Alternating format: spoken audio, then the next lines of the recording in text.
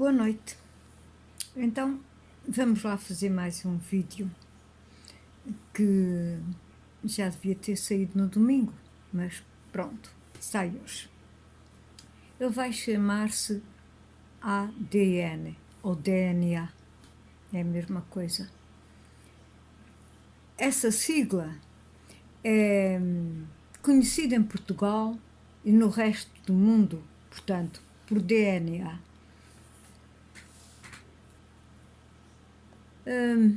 Mas afinal, o que é que representa essa sigla? É apenas a representação de ácido desoxirribonucleico,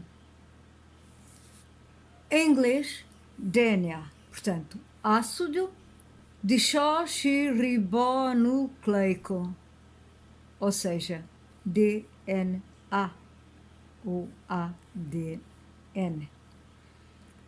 Em inglês, DNA representa deoxirribonucleico ácido.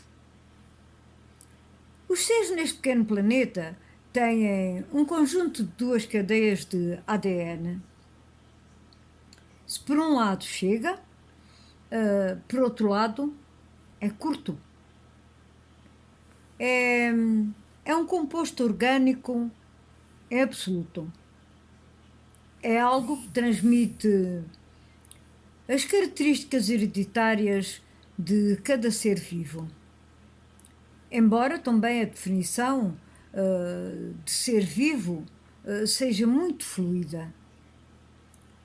O exemplo são os vírus de qualquer espécie que só voltam à vida quando em contato com células ativas. Depois, quando sai, torna-se de novo sem vida. É o que podemos chamar de pseudovida, ou se quisermos, pseudomorte. Até porque os vírus não têm ADN, mas sim RNA, que ao fim e ao cabo é uma contração de ADN. O ADN contém as instruções genéticas que possuem as instruções que coordenam o desenvolvimento e funcionamento de todos os seres vivos e alguns vírus. Todo o ADN transmite as características que, em muitos casos, são hereditárias para cada ser vivo. E quem fornece informação a nível genético é chamado de genes. Tudo isto vai armazenando as informações que se apresentam para se poderem construir as proteínas para o ARNS.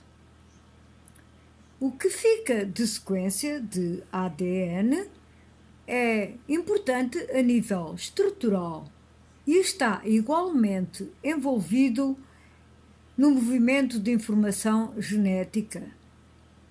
Mas antes de continuarmos, é interessante sabermos como apareceu o estudo do ADN.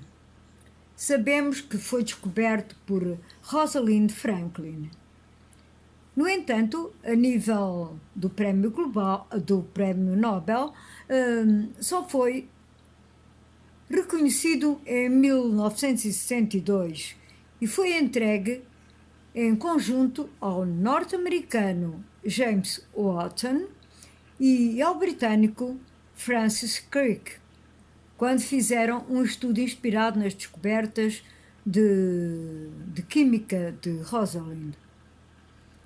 No entanto, a dupla hélice de ADN foi demonstrada a 7 de março de 1953, conjuntamente com Maurice Wilkins. Mas voltemos ao assunto em questão. A nível de química, o ADN é um polímero longo de unidade simples de nucleótidos. A sua formação são moléculas e açúcares e fosfatos que estão interligados e unidos por ligações fosfodiéster. As moléculas de açúcar estão sempre em uma de 4 bases que são nitrogenadas e são unidas por forças hidrofóbicas.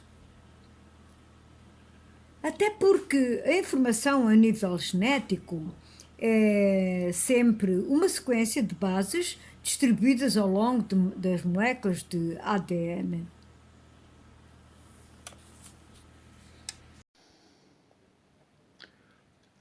Segunda parte. Então aparece o chamado código genético que diz qual é a sequência linear a nível de aminoácidos das proteínas. A história de todo este conhecimento começou no fim da década de 1860, quando apareceu o estudo da bioquímica através de um médico suíço chamado Friedrich Mescher. Nascido em 1849 e falecido em 1895, da Universidade de Tübingen, na Alemanha.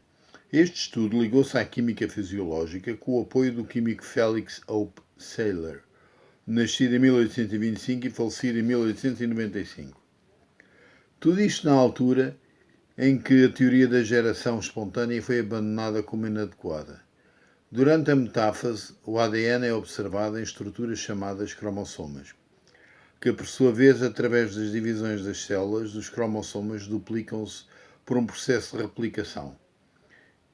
No entanto, os animais, as plantas, os fungos e os protozoários têm o ADN dentro do núcleo das células. Já os procariontes, como as bactérias, têm o ADN dentro do citoplasma. O ADN é reorganizado pelas proteínas de cromatina que, ao estarem dentro do citoplasma, se organizam. São estas as estruturas que vão aparecer e aparecem compactas o motivo da organização do ADN. As bases que se ligam a açúcares chamam-se nucleósidos e, se forem ligadas também a um ou vários fosfatos, chamam-se polinucleótidos. Desculpem. As cadeias principais são sempre formadas por fosfatos e até às vezes por açúcares. Mas nas duas cadeias de dupla hélice, a direção dos nucleótidos são opostas.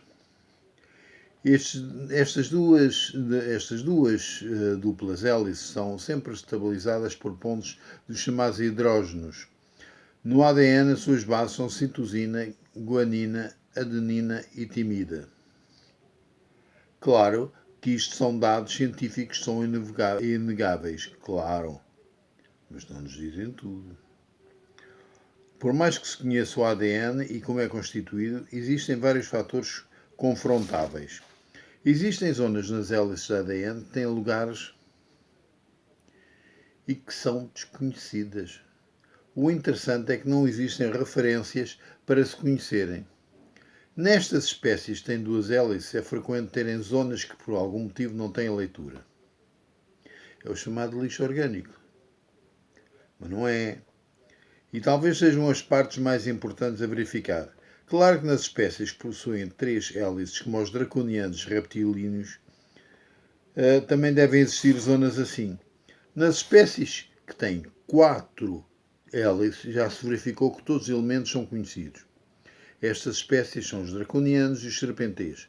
Mas existe uma espécie, chamada à falta de melhor, de medusas, que só existem na constelação da Alwaide, planeta Arisia, e que não têm ADN. Mas são grandes, e bem grandes. É um mistério, mas também eles nem o dizem, nem se deixam analisar. E assim, isto acabou por agora. Até à próxima, amigos. Lucifer out.